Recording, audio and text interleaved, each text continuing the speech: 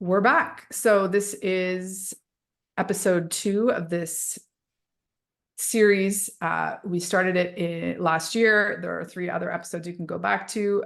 These ones we wanted to make that much more tangible, things that you can actually incorporate into your list of goals for the new year and beyond. And yeah, what are we gonna spin off of this time, Barbara?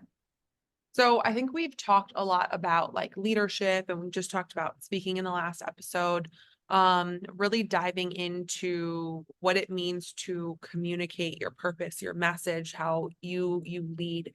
And we wanted to backtrack a little bit and say, like, you as a leader and you as a leader in a larger space that leads people, you have to be very self-aware. And if you are lacking self-awareness, it's not just hindering the people that you're leading, the community that you're leading, but it hinders your own self-growth. Like if you can't see, you have blinders on, you can't see anything around you, the things that you're impacting, the things that you are saying and how they're impacting others. Self-awareness is really at the core of everything. And while we wanted to create these like short mini episodes that you could dive into and have these things that you could practice, journal, think about, we always want to come back to self-awareness because that's really at the core of everything, of all work. Yeah, I mean, it's at the core of any habit change, growth, ultimately self-leadership as we've been talking about it. And you back to this old adage, like you cannot change what you're not aware of, right? So it's just starting there. Like if you honestly want to be improving on these things, it usually requires a little bit more humility than you might be used to.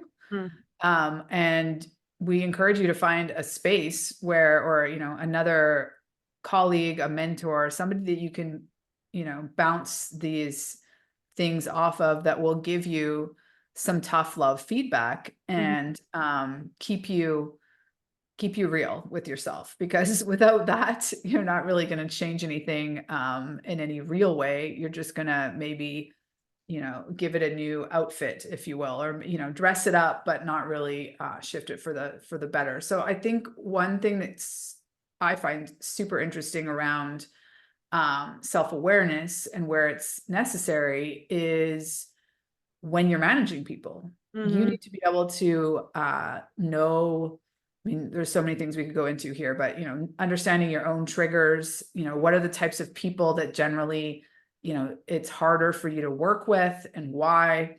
And at the end of the day, when you are leading a group of people or trying to inspire a group of people to complete something in a way that, you have your vision, it's not going to be that successful if you can't trust the people that you're working with. And ultimately that comes back to self-trust. And I think that the part, like the whole piece about leadership is that it's not in a vacuum. Like it doesn't operate on its own. Leadership, foundationally is you're leading people.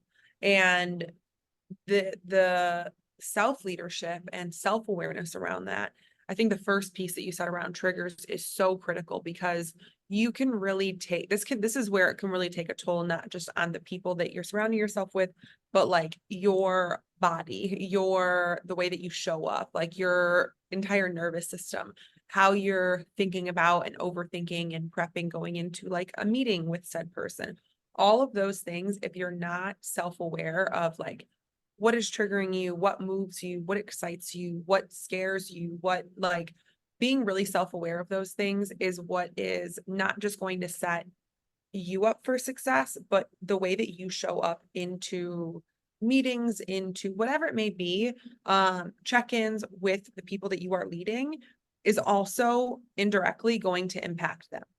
And I think this is where some things get lost and people code it as, oh, I'm just doing my job. I'm just like, here business as usual. Like they're really coding things in this umbrella of professionalism, but really what it is you have a lot of people that are in leadership roles, especially in corporate spaces, that have no leadership development like experience, have never had opportunities to reflect on who they are as people, or really like dig into what are my areas of growth, what are things that trigger me, and then they start to lead teams of people, and then those people are now triggered by that person, because they lack self-awareness, and even worse, in some instances, they're really not open to working on that. And I think that is where you start to create, it's like this perfect or like imperfect cocktail for a very toxic work environment, and it just continues to snowball from there.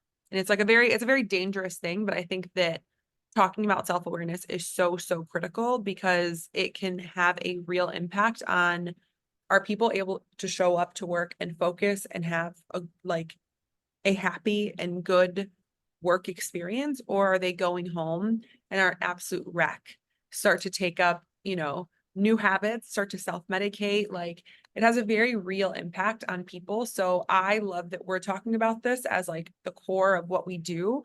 But I think that we're very big on, in Elevate and Lead, in the program that we've built around like building leaders that prioritize their wellness first, and then you can develop as a leader.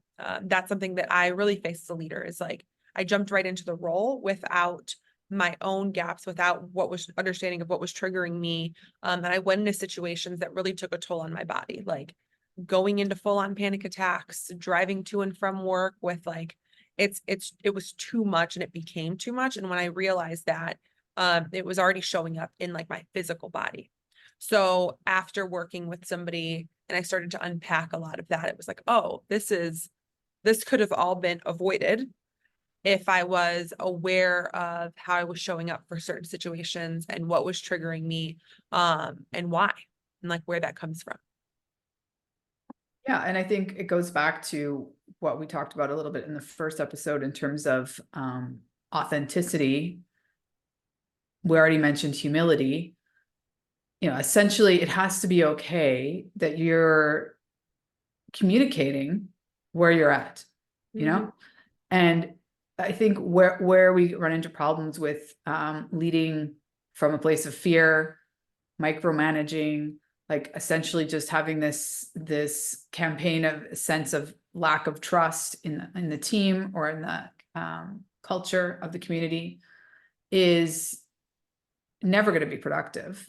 Mm-hmm. So it's taking a step back and it's like, what do I need to feel safe in this situation? Mm-hmm. Maybe I need a little bit of a training on something. Maybe I need to do some inner work. Maybe I just need some tools to feel more grounded in what I'm actually doing. Like, what is it that would be helpful for me as a leader? And then more likely than not, a similar solution can be applied to your whole team, and establishing those things together, making it a super transparent, not risky in terms of one's career or place or respect in the organization. That's what I really see is shifting for the better, that it's just becoming more of a relaxed conversation, a real conversation around these things, instead of there trying to be this perceived illusion of power that is not sustainable. Yeah. And I think that having a clear understanding of that, like, this is especially for people that are leading teams or are hiring, onboarding people, like seeking out talent to bring onto their team. I think that the current pool of people, they also value this, like women that are going into corporate leadership roles. I think that they're looking at this, they're looking at the culture, they're looking at the communication style of the leadership team, they're looking at like the makeup of the leadership team. And all of those things are a priority for them going into these spaces, because one, they could probably easily go at this level, go find a job somewhere else where they're going to be heard, where they're going to be respected, where they're not going to be micromanaged. I know we were talking about micromanaging before we jumped on. We could dive into that. But I think that this is really a moment of X amount of years post pandemic of like, what does work culture look like? And opening the conversation around, it's more than just the role, it's the culture, and it's the level of self-awareness of the person leading that team. Because I think that I've heard personally, I know you have as well, Megan, of like a number of women that have just completely left their jobs and either gone to another one, started their own company, done a little bit of both because of the leadership style and the lack of self-awareness of the person that is leading that team. And if you are leading that team and you are in a position of leading that team, I think that we're in the business of like, especially supporting women in leadership to become more self-aware so that they have a positive impact on their team. And then that becomes like this positive ripple effect of other women tapping into those leadership roles, other women being really just like happy that they're at work, that they feel like they're maximizing their potential, they feel like they're really having a purpose, or they really have a purpose in what they do. And those are all outcomes of a leader that does have self-awareness, and they have self-awareness in their own leadership style, in their own gaps, and how their team fills that. They have an openness to feedback. They have a level of transparency when it comes to here's the capacity of what I can do. And outside of that, like I really can't, or I don't have the capacity to right now. And I think that working with self-aware leaders is where the rest of the team stays. Like they want to continue working with this person. And I think that that's what we're going to see is a shift in not just retention of the people that are within that company, but also who are they choosing to stay with and where are they choosing to stay, and what support have been provided to that leader leading that team. Yeah, I mean, people want to be happy at work. Mhm. People want to go to work. Yeah.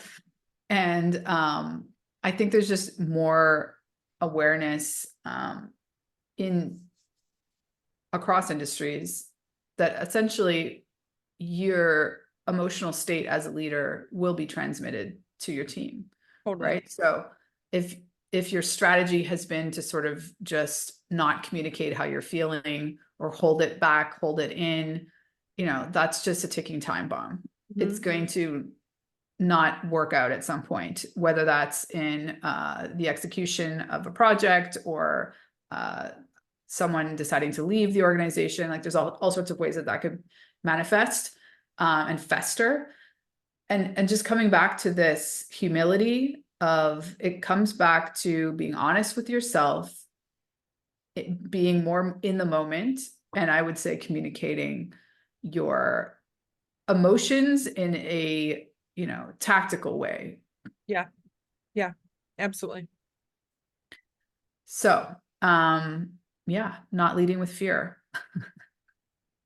Game changer if you can actually do it well. All right, we'll see you on the next one.